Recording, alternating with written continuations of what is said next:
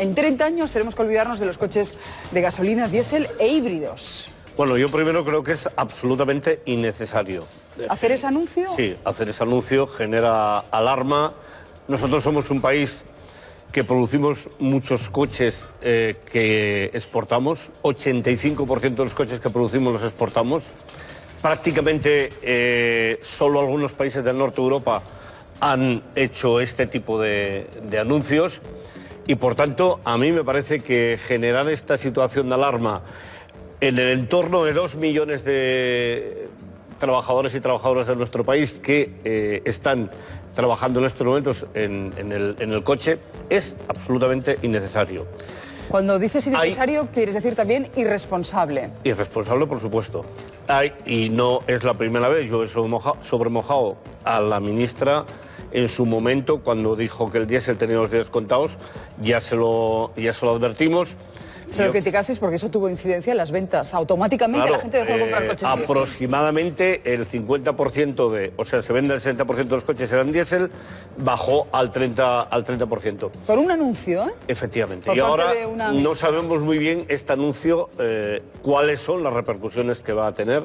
Cuando hablar del 2040 o del 2050, bueno, primero es hablar de una hipótesis que ya veremos cómo va funcionando, y en segundo lugar, a mí me parece que también es incomodar a los fabricantes de coches que están en nuestro país, que no tenemos ni siquiera una marca que sea una multinacional española, y que, por tanto, a mí me parece que lo razonable es que el gobierno español no tenga esta ansiedad por meterse en algunos charquitos, para entendernos, y sin embargo que este sea un tema que vamos a ir viendo en el conjunto de la Unión Europea, cómo se va desarrollando. Por tanto, yo mismo ayer le decía a la ministra que me parece que este es un tema que hay que tomar con mucha responsabilidad, aunque sean borradores, porque en realidad lo que nos está exponiendo en entredicho el futuro del automóvil, o lo que es lo mismo, una parte muy importante del futuro de la industria de nuestro país. Te estoy escuchando a ti, Pepe, y es como estar escuchando al presidente de la patronal, de Faconauto, que ayer hacía exactamente la misma reflexión. No solo eso, se quejaba del secretismo del gobierno, porque decía, hombre, se nos ha anunciado esto sin ni siquiera consultarnos, y había una mesa organizada. Escúchale. El aire limpio lo queremos todos, absolutamente todos.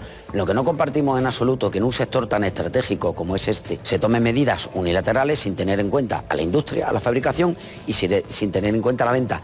Que no tener en cuenta la venta es no tener en cuenta al cliente, y que está absolutamente desconcertado con tantas medidas sin ton ni son que perjudican enormemente al mercado.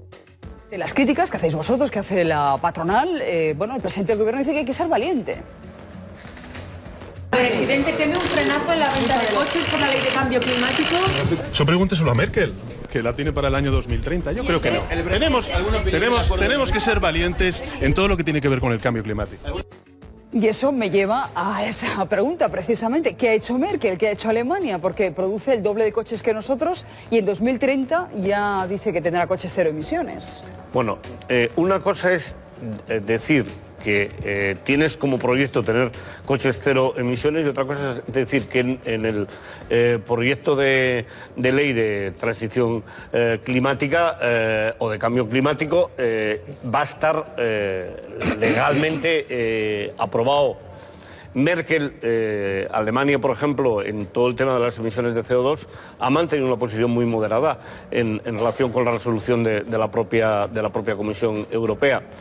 Merkel tiene fábricas de coches que le son propias, la mayoría de las fábricas de coches le son propias. Ellos van a hacer el principio tecnológico en relación con este cambio. Nosotros no lo vamos a hacer, y nuestro país tiene que pensar en que tenemos un sector industrial potente, pero con muy poca tecnología propia, con muy poca investigación y desarrollo, y que por tanto creo que no tenemos que aspirar a ser campeones en la Unión Europea, sino que lo que tenemos que es la Unión Europea coordinarnos y dejar a los países que tienen sus propias marcas con tecnología, pues que sean los que hagan de... Pues mira, dejadme por favor que... Yo cuestiono el fondo de que haya que hacer un anuncio.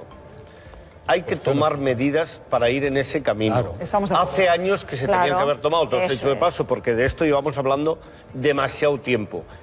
Hay que tomar medidas para que la industria en nuestro país pueda mantener los puestos de trabajo y el peso que tiene con el nuevo coche.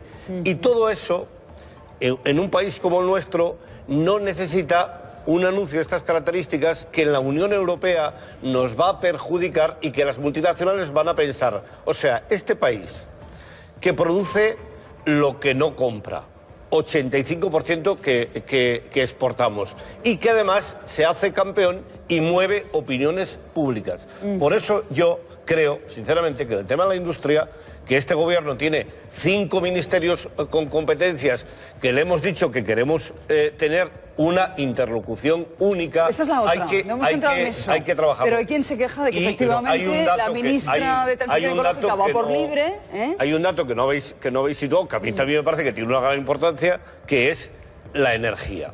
Porque en paralelo el gobierno sitúa cerrar las térmicas. ¿Y quién va a llevar la energía? ¿De dónde vamos a sacar la energía para poder enchufar? Es que eso por eso se va a disparar el recibo también de la luz. No solo el recibo, y la contaminación, sino la propia capacidad de las centrales.